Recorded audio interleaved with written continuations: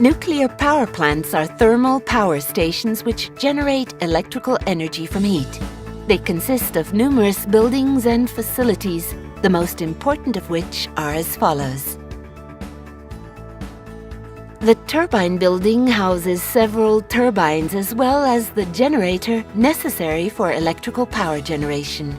The containment building where the nuclear reactor is housed is made of meter-thick reinforced concrete. Inside this building, nuclear reactions take place where water is heated up. The cooling tower, which can be as tall as 200 meters, is where hot water is cooled. In order to easily understand the underlying principles, the following is a description of the most important components of a nuclear power plant that uses a pressurized water reactor, PWR. In the reactor pressure vessel, the nuclear reaction and the associated release of thermal energy takes place. In a pressurized water reactor, as in this case, the reactor pressure vessel stands about 12 meters tall. The walls are about 25 centimeters thick. Inside is where the fuel assemblies can be found. In pressurized water reactors, about 150 such assemblies are installed. A single fuel assembly is composed of many fuel rods. A fuel rod is about 5 meters in length and has a diameter of about 23 centimeters. The actual nuclear fuel is found inside of each fuel rod. Small nuclear fuel pellets composed of enriched uranium or plutonium make nuclear fission chain reaction possible. In the fission chain reaction, thermal energy is released.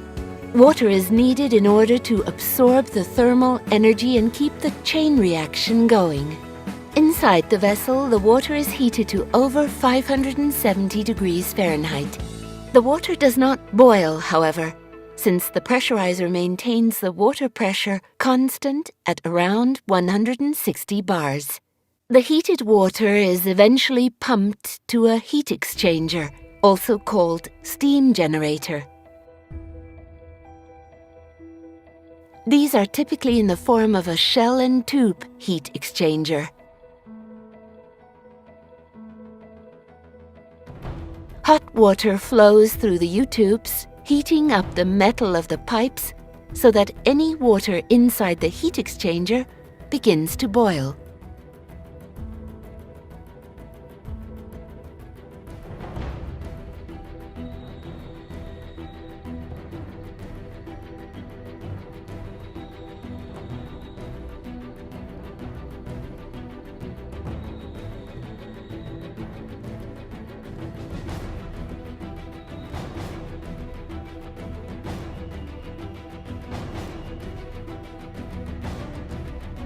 The resulting steam is eventually fed through a set of pipes to the turbine building.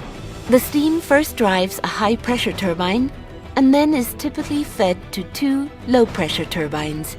All of the turbines are connected by a spinning shaft to the electrical generator, which in turn produces AC electricity from the shaft's rotational energy. The steam is converted again into liquid form in a condenser, and then returned back to the steam generator.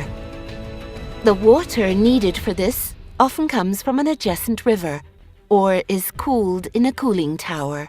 The water circulation systems are always kept separate from one another. Water in the primary circulation system never leaves the containment building. This water is radioactive, since it has been in direct contact with the fuel rods. Water in the secondary circulation system is used to drive the turbines and is not radioactive.